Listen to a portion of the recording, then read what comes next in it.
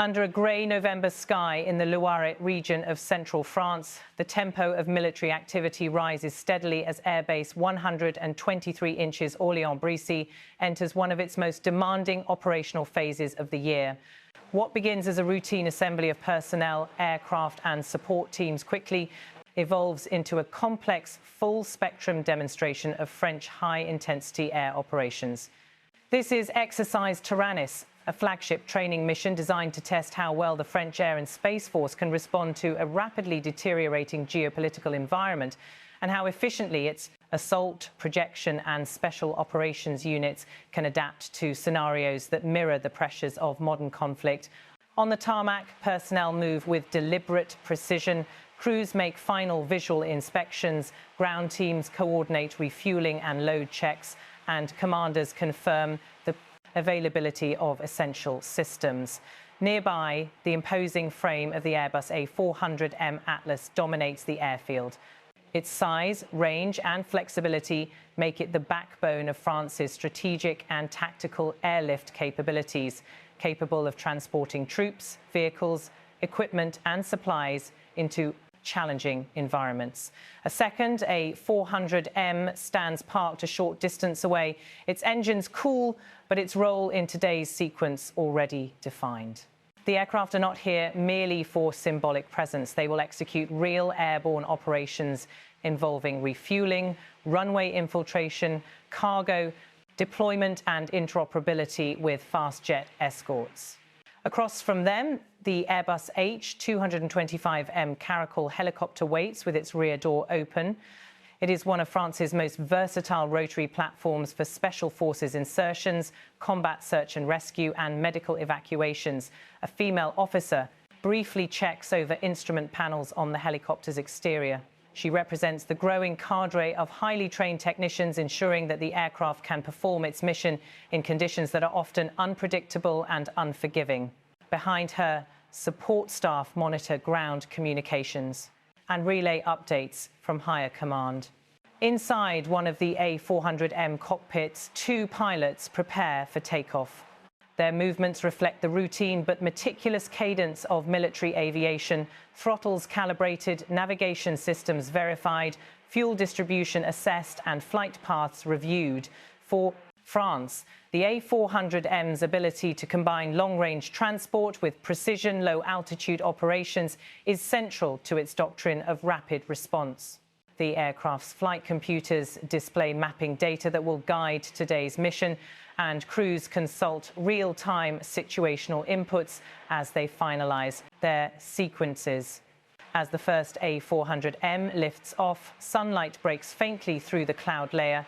Not long after takeoff, the aircraft climbs steadily and stabilizes into its initial cruising pattern.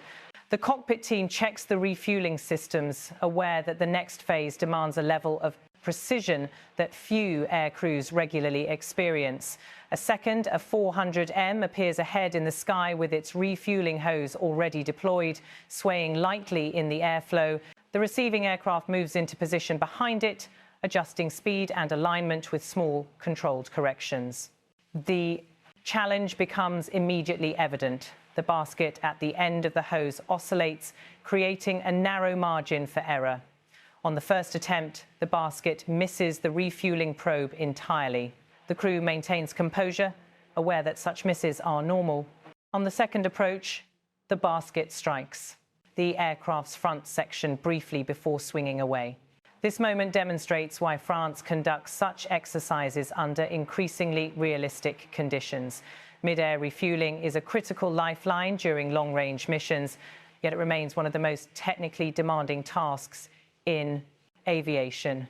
The pilots maintain focus, their hands tighten around the control column, making micro-adjustments. The communication between them is calm and clipped, reflecting the standard phrasing used during refueling sequences. Eventually, after several attempts, the formation realigns and the receiving aircraft steadies itself behind the tanker. The training scenario emphasizes resilience and precision under pressure, traits that modern air forces must master as aerial theatre becomes more contested. To the left of the cockpit, two Rafale fighter jets suddenly come into view. They maintain close formation, matching the A400M speed. Their presence signals the next stage of the operation, a synchronized refueling sequence involving both transport and fighter aircraft. One Rafale edges closer to the tanker ahead, positioning itself under one of the two deployed hoses. The maneuver requires precise timing. Any turbulence, misjudgment or unexpected movement could force an abort. Yet the Rafale pilots proceed with confidence born from regular training and operational experience. The fighters connect successfully, drawing fuel to extend their endurance in the simulated high-intensity mission. In real conflict, this capability can determine whether air superiority is maintained or lost. As refueling concludes, the Rafales peel away in a controlled arc, climbing slightly before disappearing into the haze. The exercise soon shifts back to ground operations. At Boulay-les-Barres, a zone designated for a tactical ground scenario, an Airbus H-225M Caracal helicopter begins its descent. Dust billows as the aircraft settles near the runway, opening its side doors to deploy a commando team. The soldiers exit quickly, weapons ready, securing the perimeter with practiced coordination. Their task, to stabilize an area where a simulated wounded soldier awaits evacuation. Moments later, an older Sud Aviation SA-330 Puma helicopter approaches the site. Despite its age, the Puma remains a reliable platform for extractions. The commandos signal the landing zone readiness. The helicopter touches down and the team swiftly escorts the simulated casualty into the aircraft. Each movement is performed under the logic that time is often the most critical factor in combat scenarios. Delayed evacuation can mean the difference between recovery and fatality. Once the Puma departs, the Caracal returns to extract the remaining commando group. The soldiers board in sequence, the door closes, and the aircraft lifts off once again. The overlapping roles of the Puma and Caracal highlight the French Air and Space Force's layered approach to mobility, with each platform suited to different phases of mission execution. Further along the runway, the arrival of a C-130 Hercules adds another dimension to the training. The aircraft lands heavily, showcasing its capacity to operate on shorter and rougher strips than many other transport planes. It crosses the runway before circling back for a cargo drop simulation. As it passes over the designated point, pallets detach and descend in a controlled release, demonstrating the Hercules' ability to support logistical operations in both crisis response and frontline support scenarios. The activity momentarily pauses as focus shifts to a static A400M on the ground. The aircraft's cargo ramp lowers and two light tactical vehicles emerge from the hold. Their deployment demonstrates the A400M's capability to deliver mobility assets directly to a forward operating zone, enabling rapid ground operations even in areas where infrastructure has been compromised or destroyed. Nearby French soldiers secure the tactical runway. The presence of these ground units underscores the integrated nature of the exercise, from air dominance to transport, infiltration, extraction, and runway protection. Every component must function collectively. Modern conflict increasingly blends air, land, digital, and intelligence spheres. Training like Taranis is designed to unify these threads under real-time operational stress. Throughout the sequence, the geopolitical context looms large. With rising instability in multiple regions, from Eastern Europe to parts of Africa and the Middle East, European powers have been reassessing what high-intensity warfare might require. France, which maintains overseas operations and a permanent global posture, uses exercises like Taranis to test its readiness against scenarios that could escalate quickly beyond traditional peacekeeping or counter-terrorism roles. The aircrews participating today understand that their skills may one day be applied in contested environments where adversaries have the ability to disrupt communications, degrade navigation, challenge airspace, and apply sustained pressure on logistical chains. The emphasis on refueling is one example. Prolonged air operations depend heavily on sustained energy reserves, and without proficiency in mid-air refueling, many missions would be impossible. The emphasis on helicopter extraction and commando deployment reflects lessons learned from decades of French operations in Africa and the Middle East, where mobility, speed and responsiveness often determine operational success. Meanwhile, the cargo drops and vehicle deployments simulate the kinds of rapid reinforcement missions that Europe's security climate increasingly demands. Back in the air, the C-130 Hercules continues its final pass, and the A400M ascends above it in a steep climb, producing a layered aerial image that reinforces the joint character of this exercise. Even simple sequences, such as aircraft passing low over the runway, are rehearsed because they test pilot judgment under variable weather and wind conditions. While all these elements unfold visually, the overarching theme of the exercise remains constant. France is preparing its forces for the possibility of conflict scenarios where attrition, endurance and multi-domain coordination define success. High-intensity warfare would strain resources, equipment and personnel at a pace not seen in decades. It requires training that goes beyond routine missions to simulate stress, fatigue, unpredictability and coordination challenges.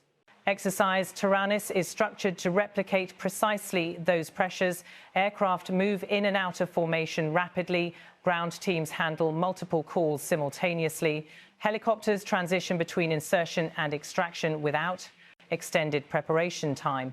Flight crews manage refueling operations while tracking nearby jets.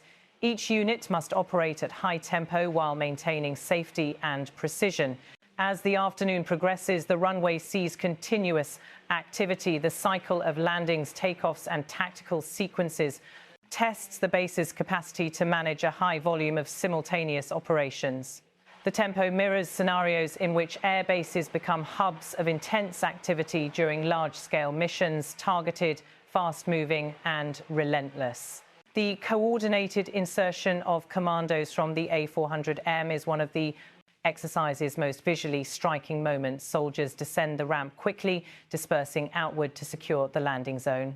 Their movements follow a choreography refined through years of special forces training, where clarity of movement and speed of execution are paramount. Once the perimeter is set, the exercise simulates the arrival of follow-on support, reinforcing the position through light vehicle deployment. From the perspective of the military planners overseeing Taranis, success is not measured by flawless performance. Real-world conflict rarely offers perfect conditions. Instead, these drills are meant to surface challenges, identify where corrections are needed, and ensure that personnel are prepared for conditions where stress, confusion and uncertainty dominate the environment. When the refueling attempt fails mid-air, the crews learn to respond calmly, maintain formation and attempt again. When the commandos encounter obstacles during evacuation sequences, they adjust their tactics and re-engage. Every stage includes built-in friction designed to test adaptability. Today's exercise is part of a broader push within NATO and European defence structures to regenerate readiness for more demanding missions. As geopolitical tensions rise and nations reassess the risk of confrontation between technologically advanced adversaries, training scenarios increasingly emphasize contested airspace, electronic warfare and the rapid movement of assets. France's approach integrates its air and space force heavily into joint operations, recognizing that modern warfare demands coordination across every domain: air, land, sea, cyber and space. Airbase 123 plays a central role in this doctrine. Its location, infrastructure and mix of aircraft make it one of the country's key hubs for projection missions. The base regularly hosts multinational exercises and has supported operations stretching from the Sahel to Eastern Europe. Crews stationed here often rotate through missions abroad, gaining experience in real theatres where flying conditions, terrain and security dynamics are unpredictable. What stands out in Exercise Taranis is how seamlessly the different aircraft platforms interact. The A400M's advanced avionics and flight systems complement the more rugged, battlefield-proven C-130 Hercules, the H225M Caracal and SA-330 Puma bring rotary support essential for ground operations. The Rafale fighters add a layer of realism to the aerial sequences, simulating the air cover that would accompany transport missions in hostile zones. For the personnel involved, the exercise represents both routine duty and a reminder of the evolving nature of their profession. Many of the younger participants have trained in an era where hybrid threats, cyber disruptions and multi-theatre engagements are part of everyday planning assumptions. Older service members recall periods when operations were more predictable or focused on counter-insurgency missions. Today's environment blends both worlds, requiring a broader skill set and faster adaptation. As daylight begins to fade, the final series of missions come into view.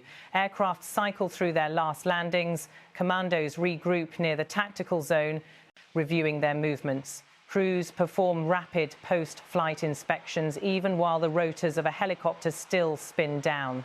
The tempo remains high until the final aircraft clears the runway. Despite the intense activity, every movement on the base adheres to strict safety protocols. Both French military doctrine and international aviation standards require that exercises of this scale include layers of supervision, communication checks and risk assessments. These protocols ensure that high-intensity realism does not compromise operational safety. By the end of the day, exercise Taranis has demonstrated a broad range of French air capabilities: strategic airlift, tactical infiltration, airborne refueling, fast jet coordination, helicopter extraction, runway security and logistical deployment. Each segment reinforces the notion that the French Air and Space Force is preparing for missions that could demand rapid responses in unpredictable conditions, whether in Europe or beyond. While the geopolitical backdrop remains tense, the purpose of the exercise is clear. France is ensuring that its air forces remain capable, flexible and ready to operate even under the pressures associated with high-intensity conflict.